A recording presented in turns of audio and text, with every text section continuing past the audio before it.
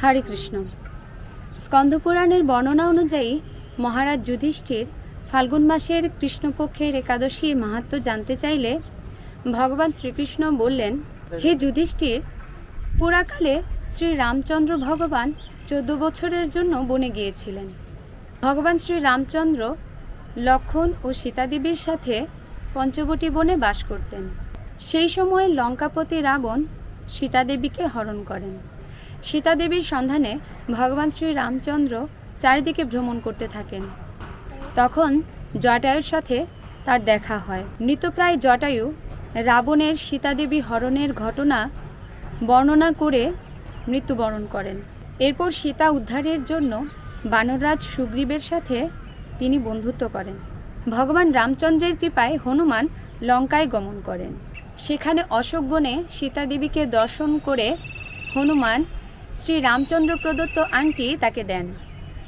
ফিরে এসে শ্রী রামচন্দ্রের কাছে লঙ্কার সমস্ত ঘটনা বর্ণনা করেন। হনুমানের কথা শুনে শ্রী রামচন্দ্র সুগ্রীবের পরামর্শে সমুদ্র তীরে যান। এতটুকু পর্যন্ত আমরা সবাই জানি।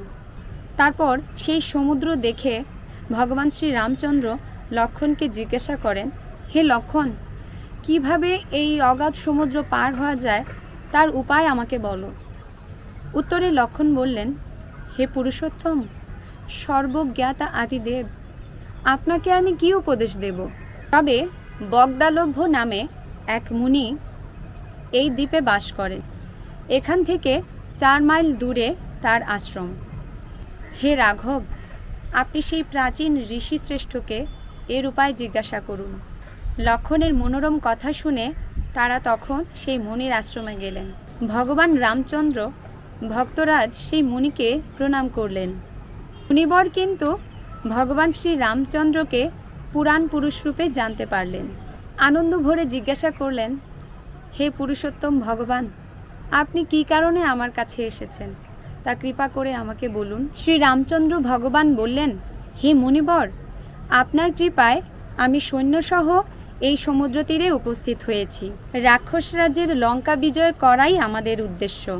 যাতে এই ভয়ঙ্কর সমুদ্র উত্তীর্ণ হতে পারি তার উপায় জানবার জন্যই আপনার কৃপা প্রার্থনা করি।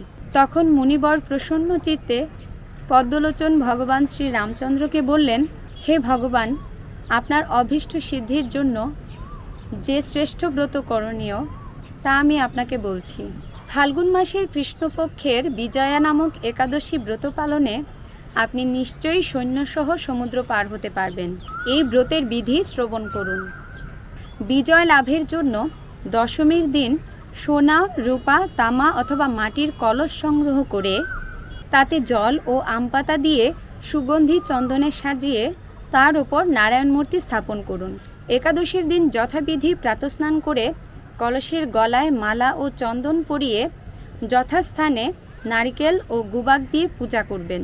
এরপর গন্ধ, পুষ্প, তুলসী, ধূপ, দীপ, নৈবেদ্য ইত্যাদি দিয়ে পরম ভক্তি সহকারে নারায়ণের পূজা করে সারা দিন হরিকথায় অতিবাহিত করবেন।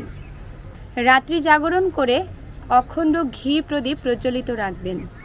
দ্বাদশীর দিন সূর্যোদয়ের পর সেই কলস বিসর্জনের জন্য কোনো নদী, জলাশয় বা সরোবরের কাছে গিয়ে যথাবিধি পূজা করে সেই কলস বিসর্জন দেবেন। তারপর ওই মূর্তি বেদজ্ঞ ব্রাহ্মণকে দান করবেন। এই ব্রত প্রভাবে নিশ্চয়ই আপনার বিজয় লাভ হবে। এভাবে ঋষির কথা মতো ব্রত পালন করার ফলে ভগবান শ্রী রামচন্দ্র বিজয়ী হয়েছিলেন। সীতা প্রাপ্তি, লঙ্কা জয়, রাবণ বধের মাধ্যমে শ্রী রামচন্দ্র ভগবান অতুল কীর্তি লাভ করেছিলেন। এই কারণে এই বিজয়া একাদশী ব্রত পালন করা অবশ্য কর্তব্য। এই ব্রতকথা শ্রবণ মাত্রই বাজপেয় যজ্ঞের ফল লাভ হয়।